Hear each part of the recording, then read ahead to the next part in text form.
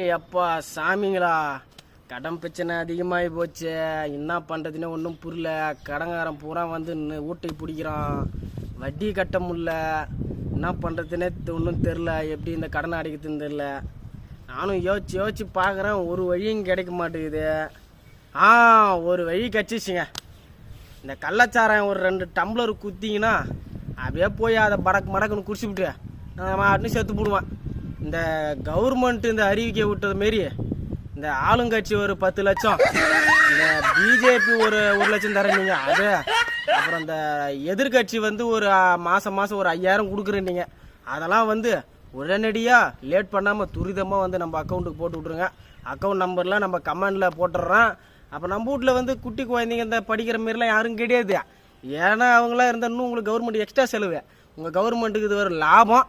அதனால் இதெல்லாம் வந்து லேட் பண்ணாத சீக்கிரம் போட்டு விட்ருங்க.